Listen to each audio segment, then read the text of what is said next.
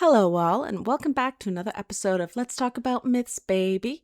It's me, Michaela Pangowish, Hermes, no longer in Semesto, but still writing her thesis because life, and also prepping so many episodes and extras for when I'm away next month.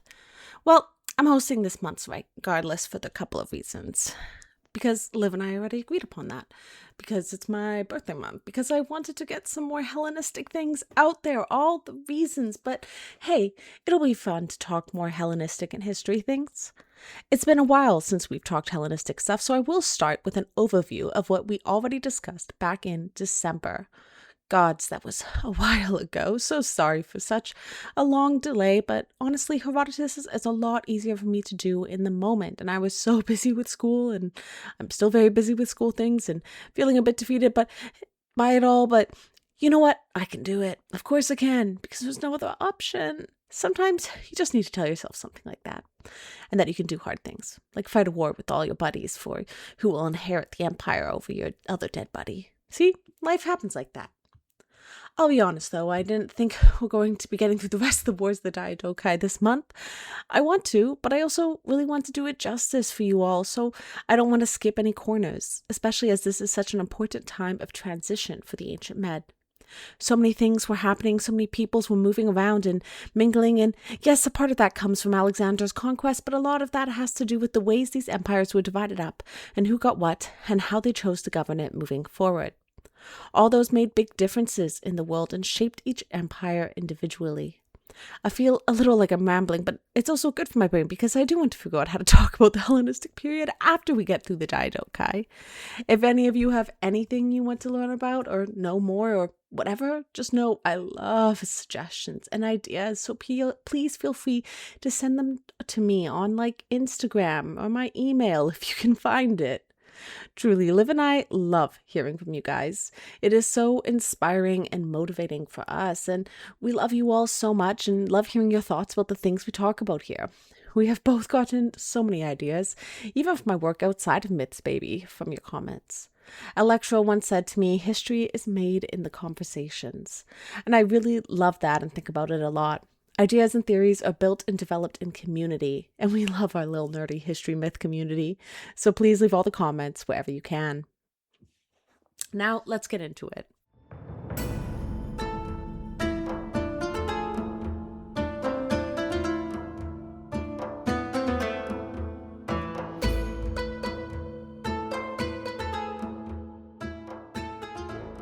Just a teenage girl bullying a couple of grown-ass men. Hellenistic period and the Wars of the Diadochi.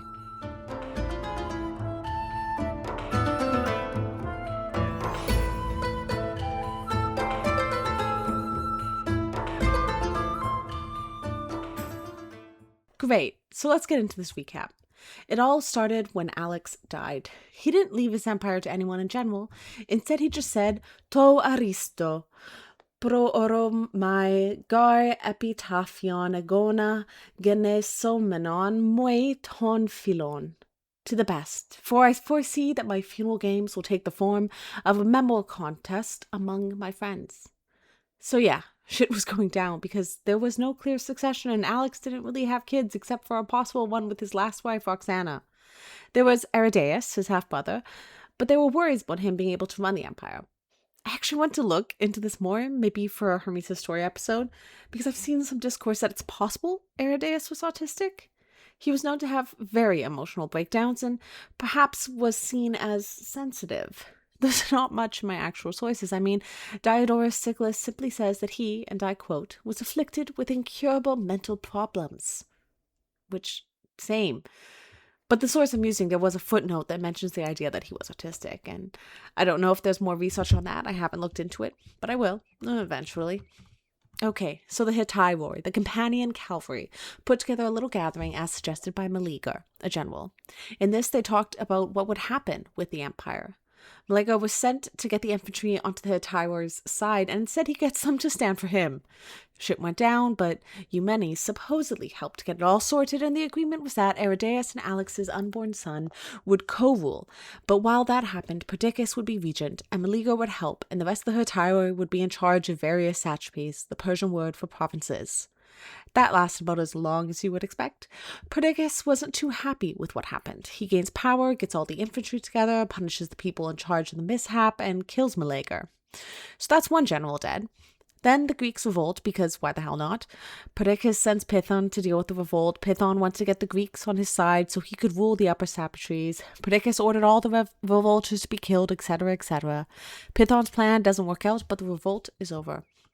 After this is the Lamian War. Antipater, the satrap of the Greek province, against various Greek city-states, namely the Athenians and the Aetolians. The Greeks were defeated in this, and it was quite a resounding defeat in the end of it all.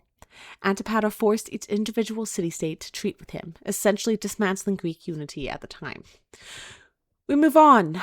I'm trying to do this quickly, I promise. Okay, there's the conquest of Cappadocia. The long and short of this is basically Perdiccas gets more power. During all this, like during the Lamian War, Ptolemy is settling his power in Egypt. He somehow manages to steal Alex's corpse and buries it in Egypt and makes friends, and basically just establishing a good power base, a seat of power, some could say, that is loyal to him. Ptolemy and Antipater team up. Ptolemy makes other friends, puts down stuff, basically gets powerful. Perdiccas is trying to establish his own power base at the same time, which does involve marrying Cleopatra, Alex's sister, so that he can have a solid claim to the throne. Antigonus hears about this and sneaks out to Greece to meet with Antipater and Craterus to tell them what was going on. They were unimpressed, which is great, and they quickly make peace with what they were doing to meet with Perdiccas and his allies. Perdiccas decides to march on Egypt, and he sends Eumenes to deal with Antipater and Craterus. Eumenes had a friend, not the general, Neoptolemus, who decided he didn't want to be his friend anymore, so Neoptolemus moves to Antipater and Craterus' side. Antipater marches up to find Perdiccas, and Craterus goes into battle against Eumenes. Craterus dies, and a little later Eumenes kills Neoptolemus. So point 1 for Team Perdiccas, and Eumenes then goes off to do his own thing. Well, Perdiccas makes his way into Egypt to meet with Ptolemy. There's a lot of back and forth, sieges, and general Nile adventures. Perdiccas sneaks away with his army one night and moves down the Nile. He tries to make his way with his army onto this little island, and that just doesn't go well because they do not understand the Nile. Many a man was swept away and died. They made camp, and in the middle of the night, his own army turns on him and kills him. And that's where we left off. And wow, that was a lot longer of a recap that I wanted to give, but c'est la vie, guys. So on to the aftermath of, the light murdering. I think it's pretty important to point out that the end of the First War of the Diadochi was not when Perdiccas was murdered. We'll get there in this episode. Some other things had to go down first before that ended, and yeah, that's what today's about. So, Perdiccas was murdered by his soldiers. The next day came around and Ptolemy, that lovely, lovely man, came on by to visit the camp. I don't know why I like Ptolemy so much. I really don't. I don't know if I could say it's like, I don't know. He's just up there for me, and he's done nothing to deserve it. He's really, in all honesty, he hasn't done much to prove that he is a good person, but maybe he just doesn't seem like the worst of them. So I don't know. That's got me. I don't want to psychoanalyze this or get into details. I guess my brain just went with Ptolemy. He's my guy. So I'm going to run with that. He shows up. He talked to all the Macedonians there and let them know why he did the things that he did. And then he noticed that they didn't have many provisions. So he refilled them all with grain, and there were many a provision around for the soldiers. Good guy, Ptolemy. Diodorus says that because of this, goodwill was built so he could have taken over the custodianship of the kings at that moment. But it seems that wasn't ever really Ptolemy's plan, or at least Diodorus doesn't think so. At that moment, the Macedonians got together and began making a plan for what to do next, who would take over the custodianship that Perdiccas had, and Ptolemy made his recommendations for that. The two that were chosen were Python and Aridaeus. Not Alexander's brother, another Aridaeus, because life couldn't be easy, They just had to give us so many names and so many repeated names. Anyways, Aridaeus was the man who organized the king's retinue, basically. Perdiccas had lost all the things he had set up, his life and his power. Then the news of Eumaeus's victory in Cappadocia reached the camp. Too little, too late. If only the news had come sooner, then he would have been protected by relation to Perdiccas, and who knows how it would have affected Perdiccas himself. Instead, because of Eumaeus's closeness with Perdiccas, he was condemned to death, and 50 of his closest associates, and all of Perdiccas's closest friends, including his sister Atalante, wife of Attalus, commander of the fleet. Honest to God, leave that woman alone. At this time, Attalus was at Pelusium, and hearing that his wife and Perdiccas were killed, he fucked right off and sailed to Tyre. Tyre? I'm just going to go with Tyre. Anyways, Archelaus, a Macedonian, was in charge of the garrison at Tyre and made Attalus welcome. And he gave over the city and a whole bunch of money, which was given to Archelaus by Perdiccas. I don't understand why he did this. I mean, I'm sure we will find out eventually. Or, honestly, honest to God, we really might not find out. It just happened, okay? Something to do with seats of power. Seats of power, friends, seats of power. That's what is being established here. At this point, the rest of Perdiccas' friends who hadn't been murdered escaped from the camp in Memphis and made their way to Tyre to join Archelaus and Attalus. Another brief aside, because once again, everything that happens at this point is all to do with seats of power. We must look over to what was happening in Greece. Briefly, because this is also just a rather brief moment. Well, Antipater. You remember Antipater. Over there in Greece, he started bringing his forces over into Asia. While this was happening, the Aetolians invaded Thessaly as a way to distract him. They did this because they apparently had an agreement with Perdiccas. The first we are hearing of this agreement, but it was there, and I guess so off they went. On their way to Thessaly, they assaulted the Locrian city Amphissa, really messing up the farmland and surrounding villages in the process. They met Antipater's forces in battle and defeated one of his generals, Polycles, where him and several of his men were killed. They took prisoners and either sold them or ransomed them off. Then they got to Thessaly, where they got the Thessalians on their side to go against Antipater, amassing a massive army in the process.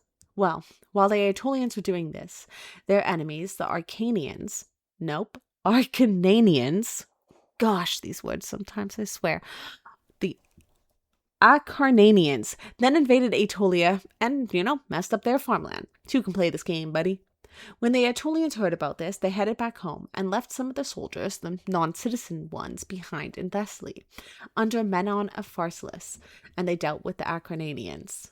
While this was happening, Polyperchon, whom Antipater had left in charge of Macedon while he was out of town, went on into Thessaly with a large army and just fucked up Menon, and the army left there. So, Antipater's contingent got Thessaly back in their hands. And we thus make our way back to Asia to see what was going on with Aridaeus and Python in their new looking after of the kings, their custodianship. They had left the Nile and made their way to Tryparidaeus, which, yes, I did have to look up because I had no idea where that could be. Supposedly, it's in Syria and near the mouth of the Orontes River, so there you go, Google it. I feel like I not only have to make an index of men for these series, but also various maps, because it's just so many people and so many places and so much changing. And will I do this? Probably not. So I don't want to get your hopes up, but maybe, but probably not. Okay, they are in Tryparidaeus. Tryparidaeus. Michaela, get it together. And they're having a bit of difficulty with a woman. That woman being Queen Eurydice. Okay, so who is this Eurydice? And honestly, if there's anything I think you guys should take from these Hellenistic episodes, it is that there are so many Eurydices, and they were all perfect and amazing, and I am on their sides because, I don't know, we can't be, let's be. Anyways, she was the wife of Philip III, aka Aridaeus, married in 321, so recently. The first Aridaeus, Alexander's brother, not Aridaeus, now custodian of the king, Aridaeus, who is now Philip III. Do you see what I mean about these names? Anyways, Eurydice, whose name at birth was Idea, which my notes say we really shouldn't be calling queen at this point, because at this point, wives of the kings weren't necessarily referred to as queens. They were royal women, but I don't care. She's a queen. Well, she was the daughter of Amintas and Kainane, one of Philip II's daughters. I should also point out that at this point, Eurydice was quite young still, only around 17 years old, so let that flavor the next little bit of information. Eurydice, for some reason or other, was making quite a bit of trouble for the two regents. She was going out of her way to obstruct any one of the projects they wanted to get done. This annoyed the two men quite a bit, but Python noticed that the Macedonians started to take orders straight from her more than anyone else. So, at this point, him and Aridaeus, the custodian of the king, not the king, called a council and they said, fuck this, we out. Yeah, that's right. They got bullied to quit by a 17-year-old girl. That's how much power 17-year-old girls have. These men are weak. And 17-year-old girls are powerful. Well, the Macedonians then had to choose a new man to take over their position, and they decided on Antipater. Antipater arrives in Paradisus a couple days before this event. After this event, I can read, it's 2 a.m, where Eurydice was on her business and causing troubles for Antipater now. She was already turning the Macedonians against him. I don't know what this woman was up to, but honestly, I love her, like, so much. It was rough for Antipater. Things were not going well for him, but he managed to get all his troops together and calm everything down eventually. And somehow, during this time, he also frightened Eurydice so much so that she would no longer be a problem for him. Which, like, do you feel like a big, strong guy now, Antipater, bullying a 17-year-old girl? What a weirdo. I can't.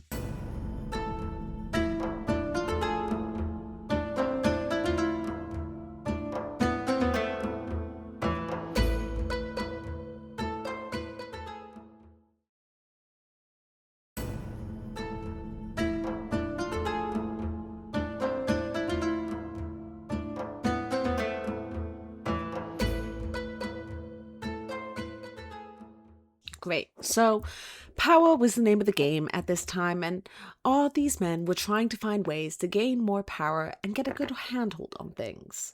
At this point, he decided to switch up how the satrapies, he being Antipater, the provinces were looking and assign all the men to new and different ones. Are you ready for a list, my folks? We're doing a list. I'm so sorry about that. It has to happen. Lists are fun. Lists are fun. Anyways, he started with our man Ptolemy, who was left to stay in the province he was already in, Egypt. Apparently, everyone felt that through all that Ptolemy had done, he was the rightful person to keep control of Egypt. He had won it through his courage. Next, Syria went to Laomedon of Mytilene, and Philoxenus got Cilicia. Mesopotamia and Arbelitus went to Amphimachus, Babylonia to Seleucus, which was quite the promotion. Antigones got Susian as a reward for attacking Perdiccas first.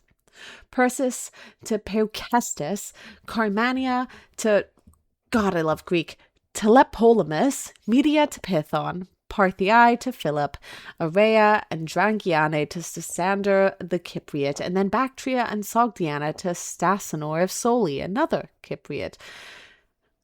This is a long list. Is it over yet? Nope, not really. Still some more things to be moved around. Paropanicidai was reassigned to Oxyartes, Roxana's father, and the parts of India that bordered Paropanicidai to Python, son of Agenor. The kingdom in Indus was left to Porus, their king, and the one in the Hydaspes to Taxiles, their king, since it was already theirs and it would have taken too much effort to remove them. Cappadocia went to Nicanor, Greater Phrygia and Lycia to Antigonus, Caria to Asander, Lydia to Cletus, and the Hellespontine Phrygia to Aridaeus.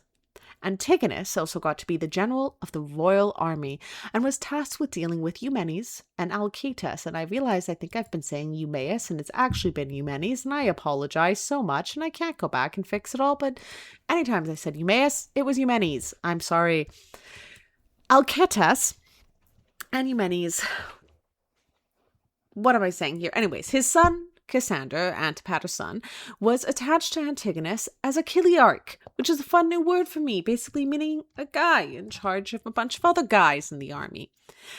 Antipater did this so that Antigonus couldn't do anything without it getting back to Antipater through his son. He was finally done all the things he had to do here, and at this point he grabs on to the two kings and marches off to Macedon to put them where they should have been in the first place, their homeland. Great. Now that all that's done, we can move on to other things. Administration. It's always been a hassle. On to the way they deal with Eumenes, because, of course, we're going to hear more than now that he was ordered to death. We must hear about how that goes down. At this point, we are following Antigonus, since he was made general of the royal army. So Eumenes woke the troops up from the winter slumber. What is happening? Eumenes does not. Antigonus woke the troops up from the winter slumber, because it was wintertime apparently, and marched off to Cappadocia, where Eumenes was at this point. One of Eumenes' senior officers, not at all confusingly named Perdiccas, had broken off from him and taken his men to camp nearby. Eumenes had sent another officer named Phoenix to go deal with them. Phoenix and his forces fell upon the rebels in the middle of the night and swiftly defeated them, capturing this second Perdiccas and contained the rest. Eumenes had the rebel leaders, including the second Perdiccas, put to death, but didn't do the same with the army. Instead, he incorporated them back into his forces, and this move endeared him to them, so, the foot soldiers were on Eumenes' side. Now, this is actually important. We'll talk about this a bit, and Ptolemy does this, but it is a way to have power to control the army. It is a way to expand your seat of power, and it was a powerful thing to do. Anyways, while this was all happening, Antigonus had gotten a hold of the commander of Eumenes' cavalry, Apollonides, and bribed him to betray Eumenes. Eumenes and his forces found a place to camp on a plain in Cappadocia that would be perfect for a cavalry battle. Antigonus and his entire army marched up and took the high ground. There's a discussion about the number of men each side had, which I won't go into detail because I cannot emphasize this enough. I do not trust ancient numbers. But what I do trust is when they say things like, they had elephants. I don't believe the numbers, but I will believe that there were elephants. And Antigonus had elephants. The battle begun, and it was fierce. How these men fought. Look at them go. I don't know, just imagine it. But then suddenly, Apollonides and the cavalry abandoned Eumenes and the rest of the forces, which allowed Antigonus's forces to sweep them off their feet clean and win the victory. Many of Eumenes' men died, and they lost all the provisions that they had, which dealt quite the blow to the morale in Eumenes' camps. Because, Eumenes wasn't in this battle, I think, or at least he didn't get captured, which is wonderful for him, I guess, but it does mean we have more to talk about. Well, at this point, Eumenes decides that he must escape to Armenia and replace his army with the people who lived there, because don't we love it when people go to other places they aren't from and just take the men to go fight? Whatever. Antigonus was right on Eumenes' heels, and his men started to desert him. At this point, he seized a stronghold called Nora, which was likely on the border of Lycaonia and Cappadocia. It was a small fortress, but built so well, with such wonderful natural defenses, that it was near impossible to capture. It also, luckily for Eumenes, was well stocked, so there was no fear of starvation for a good long while. Several years, even. Eumenes had many a friend with him, and they were such good friends they decided to stay with him until death. All in all, Eumenes had 600 men. Well, at this point, Antigonus was actually in a really good position. He had a lot of men from Eumenes' army that were now very loyal to him, and beyond the men he already had from his position as general of the royal army. He had taken over all of Eumenes' provinces, so he had money from these positions. Basically, he had amassed quite an amount of power. His seat of power had grown. I'm so sorry. The seat of power thing is not going to go away. I can't stop myself. And I'm sorry in advance. Well, at this point, it seems that Antigonus has made a decision. He would still keep up appearances with Antipater to seem that he was still entirely on his side, but once his seat of power had completely been established, he would then stop following the orders of the kings or Antipater. Basically, he would seize power for himself. Antigonus surrounded the fortress of Nora with many ramparts and ditches and strong palisades, but at the same time, he set up a meeting with Eumenes. This occurred. They renewed their friendship, made up for their past differences. How beautiful. And then he persuaded Eumenes to follow him in the case of his defection. Eumenes was very well aware that things could change at the drop of a hat. I mean, look at everything that had happened in the past couple of years. So with this, Eumenes pushed for concessions that would normally be given to someone of his rank. He would be given back all his satrapies, and that he would receive a full pardon to the charges that were set against him. Antigonus sent everything up and sent them off to Antipater, and then packed himself up to go deal with the other generals of Perdiccas that had charges against them, namely Perdiccas's brother Alcetus and Adalas, the guy who married his sister and was in charge of Perdiccas's fleet.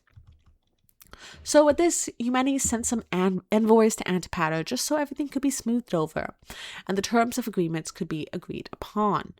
Apparently, the delegation was led by Hieronymus, who we simply must talk about a little bit. Hieronymus was the author of the History of the Successors. He was from a place called Cardia in Thrace. He was the contemporary historian of the Diadochi and wrote lots about what was going on during this time, about Alexander before him in the beginning of the 3rd century BC. We don't know precisely when he was born, and fun fact was he was likely the nephew of Eumenes. So cool! He stays pretty close to Eumenes in the following years before he eventually entered the service of the Antigonus. He took care of business there and followed Antigonus into battle several times, even in the final battle for Antigonus. After this, Hieronymus eventually heads to Greece, where he becomes the governor of Thebes for a period of time. He then goes back to serve the Antigonids, though, so he goes back anyways. Well, what about his writings? Surely we should have heard about him at some point, huh? Well, yeah, honestly, I should have probably brought him up sooner, but it's also fun to introduce people as we meet them. And I mean, this is a pretty big guy, a primary source of the 3rd century. Oh, can't we read it? Please, pretty please. No, we cannot, because it actually didn't survive in the historical record. Because life is horrible and cruel and unfair, and no one should ever be okay with how cruel life truly is, but it is.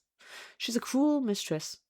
But hey, look, his writings actually did survive for a short period of time in antiquity, and we should be grateful for that because we're all pretty certain that Diodorus actually used Hieronymus as his own source for his writings. And Plutarch.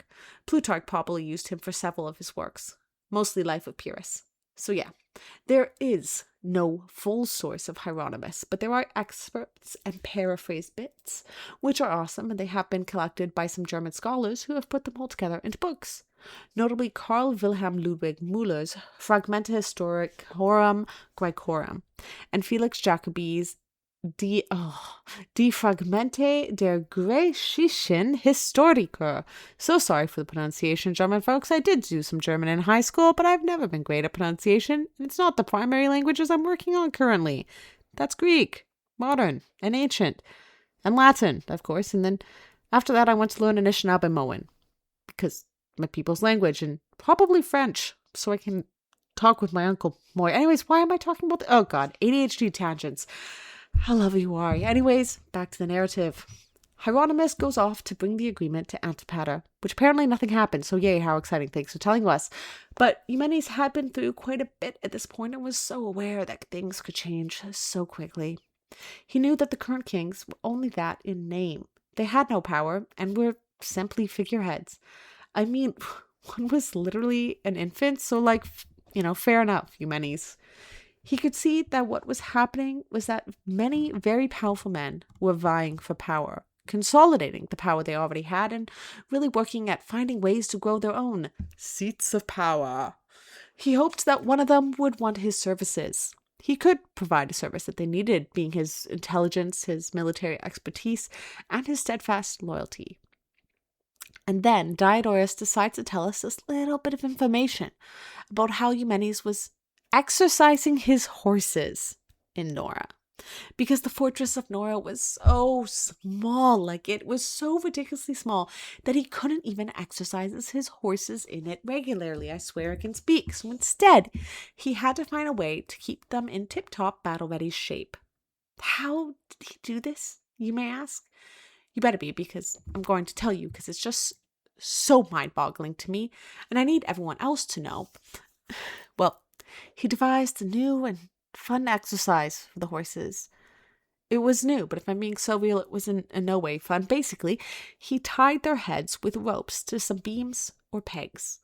After that, he raised them about 4 to 6 palms high, which is I don't know, I think a unit of measurement they use with horses. I can't criticize measurements. I'm Canadian. We talk about distance and time. But I think that makes most sense. Anyways, because of this, they had to put all their weight on their back legs, with their front legs barely brushing the ground. Diodorus says, and I quote, "The immediate reaction of the horse, as it strove to take its weight on its forelegs, was to work its whole torso and its legs, with every part of its body being equally affected. This activity caused sweat to pour off its body, and the incredible efforts the creature had to put in made this a perfect form of exercise for them." And I'm sorry, but does this not just sound like some strange sort of torture? I don't know horses well enough to say what is the best form of exercise for them, but I feel like I know them well enough to know that they wouldn't like being pulled up by their head in such a way that they would essentially be trying their hardest to get back to a comfortable position and not feel like they're being strangled. I don't know, just saying.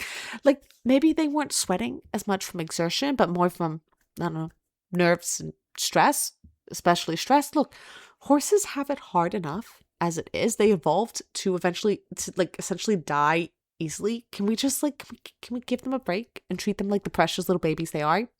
And maybe not hang them by their head? Is that a wild ask? I don't think so. Anyways, apparently, I'm just going to move on from this horse shit because it's horse shit. Anyways, Humanities also rationed the food at Nora quite strictly. Every man who was there got the same scant amount of food. But Eumenes himself ate the same as them, not eating more for himself or doing anything to make it more palatable. This won him significantly more loyalty amongst his men. That he would live the exact way that they lived was admirable to them. That was the way life was for Eumenes and all his men at this point in time. He had managed to escape a death sentence. That's fun. And put himself in a pretty good position, allying with Antigonus and whatever Antigonus had planned to do when the time came. We are almost done with the year. So close. We're getting to the end of 320 to 319. Yes, that's the way years are understood in antiquity, and please, do not make me explain the ancient calendar, because I looked into it once to understand it, and I hated it so much, and I really don't want to do it again, so please, do not ask. Just don't ask. Okay? Just know that the way we talk about the years, as it was understood by antiquity, is kind of like 320/319. That's a year. 2 years for us, but it's not the full 2 years. It's like, there was also a 321/320. There we go. That's my explanation. Okay. There's one final thing to finish off this year, and it truly was very short, so don't worry. We are heading back to Egypt to see what Ptolemy was up to. So Ptolemy was doing very well in Egypt, and he sure wanted to keep it. He could see that Phoenicia and Coal Syria would be good places for armies to camp if they wanted to make their way into Egypt. And he would have none of that. Nobody was coming for his precious Egypt. He had won Egypt, and he wasn't going to give it up. So what does he do? He gets an army together and gets Nicanor, a friend of his, to be the general to send them off. Nicanor marches into Syria, captured Laomedon, the satrap, as prisoner, and gained the province. He then went on to gain allegiances with some Phoenician cities and install garrisons there. And then after this, he returned to Ptolemy, his good friend, and Egypt, after securing the land entry into Egypt. And with that, the year is over. And I would also say the first war of the Diadochi is over.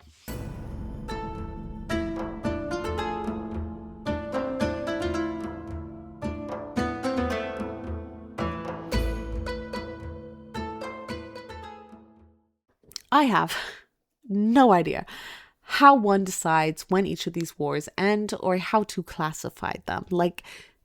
It doesn't seem that clear to me. I mean, there's some parts of it that seem pretty clear, but there's some parts that don't. So it's just a shit show for decades, I think. I have to look back again, but it's at least 2 decades. We're going to get into things when we are just getting into things now, 3 episodes in, and it's going to take a while to get through all of this. Do I wish we could do this all the way through? I mean, I don't know. Yes, but these are also really difficult episodes for me to research and write, and during semester I just don't have the brain space. So I'm sorry that they have been chopped up throughout the month and the year. I'm talking distance in between the episodes because the last ones were in December. Like, I do wish so, but it's also kind of nice to take a break. And Herodotus is much more easy for me. I should plan these out in the easier and off times. You're right. I should do that. I should do a lot of things, but I don't. And that's because my brain doesn't like to plan ahead like that. It likes to plan ahead in the rough, stressful, anxiety building way. Like, what do I do when I move to X city for grad school? How will I afford rent? I don't know. I should say I get paid very well here, but I live in Canada. So all my Canadians know I'm very lucky with the rent I have in my current place. I'm not going to get into it. I'm just very lucky. But that all being said, I am technically done school. I still have to finish my thesis, which I will be done writing this month. So help me God, everyone help me keep on track. It's just 2,500 words in. I need 10,000. If I do 2,500 words a week, I can finish this month. I can do it. I'm just being annoying. I'm not believing myself. I got to believe in myself. I'm ranting. And then after I finish writing it, all I have left is editing until I have to submit it in August, and then I'm done. And then I can graduate. I can graduate in the fall, which means I lose institutional access. Isn't that great? I gave them so much money, and they're going to take away, well, I know not all of it, but most of it, and that annoys me. And I'm going off on a tangent again, basically. I'm sorry these episodes were separated. With the way Liv and I have decided to break up the year and take responsibility for episode, it's just not that easy to keep things close together. But the plus side of that all is that I get to share history with everyone, and Liv actually gets to have breaks, like actual breaks. I mean, I don't think she's talked about this, and maybe I shouldn't, but she had to spend all her time making sure for so many years this show has been on, making sure that there have been 2 episodes coming up each week. And that's a lot of work, especially when we're researching it and we're writing it. And they're long episodes to write. And, she had to do that for so long. And now she can actually have, for example, time off. And it's nice. We're sharing that responsibility now.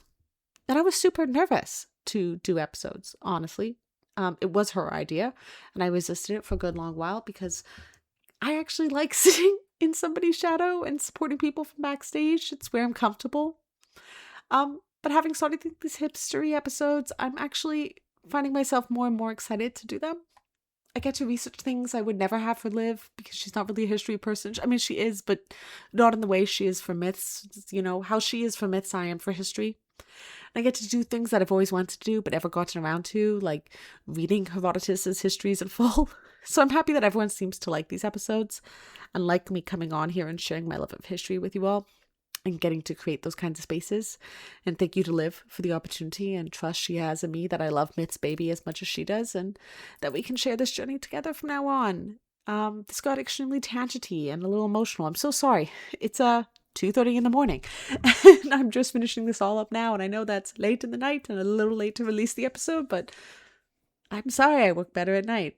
Anyways, I love you all. Love all this history shit. Love all the myth shit, and can't wait to see what happens next between these wacky guys next week. Let's Talk About Myths Baby is written and produced by that woman you all know and love, Liv Albert. Michaela Pangowish is the Hermes to all the Olympians, the producer, perpetually tired, but getting things done and shouldn't be complaining about being tired when she's up at 2:30 in the morning. Whatever. Select music by Luke Chaos. Thank you, Senor Chaos. The podcast is part of the Memory Collective Podcast Network, a collection of creators that all strive to bring you accurate and reliable information on the ancient world. These include the wonderful friends at Movies We Dig, The Partial Historian, Sweet Bitter, and so much more. Get ad-free episodes and more by subscription to the Oracle Edition on Patreon at patreon.com/mythsbaby or via the link in the episode's description. Are you a scholar or academic or an expert in something from antiquity, from Greece to Rome to Egypt to anywhere in the Near East, really? We would love to have you on the show as a conversation guest. Go to mythsbaby.com/contact and fill out our podcast guest form. We want to hear from you, so reach out. Talk to you all next week. Bye-bye.